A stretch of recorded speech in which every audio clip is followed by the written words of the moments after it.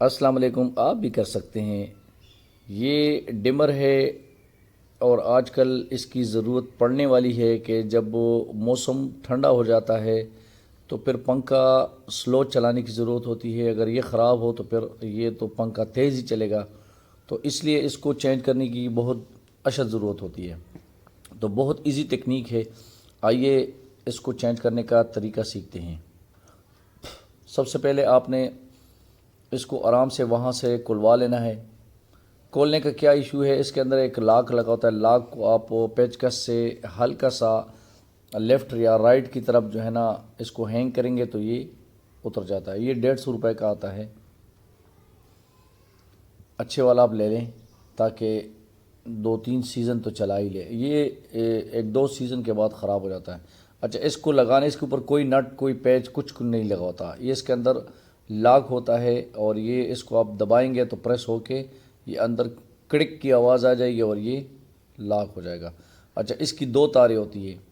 ایک تار آپ نے بٹن کے ساتھ لگا لینا ہے۔ بٹن کو ایک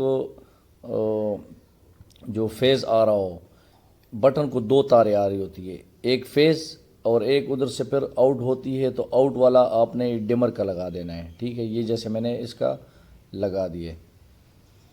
اچھا، دوسرا آپ نے کہاں لگانا ہے؟ جو دوسرا اس کا وائر ہے وہ جو ڈائریکٹ پنکھے سے آ رہا ہوتا ہے، فین سے، وہ تار آپ نے اس کے ساتھ اٹیچ کر دینا ہے۔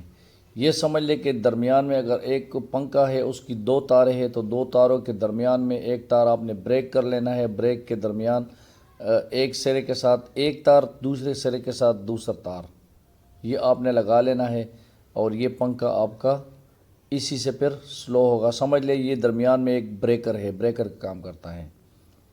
سیدھی جو وائر جا رہی ہو تو وائر کے درمیان میں تار کو کاٹ کے یہ درمیان میں لگا لیں تو یہ آپ کا بریکر کا کام کرتا ہے۔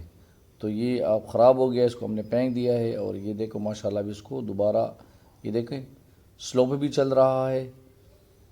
اور اگر ہم اس کو تیز کرنے کی کوشش کریں تو یہ ابھی ہم نے تیز کر دیا ہے تو یہ ابھی فل سپیڈ ہو گیا۔ تو جب رات کو اسپیشلی یہ سلو لگانے کی ضرورت ہوتی ہے تو یہ اگر فل چل رہا ہو تو پھر تو گلے بھی خراب ہوں گے اور بچے بھی بیمار ہوں گے۔ Thank you for watching. السلام علیکم ورحمۃ اللہ وبرکاتہ۔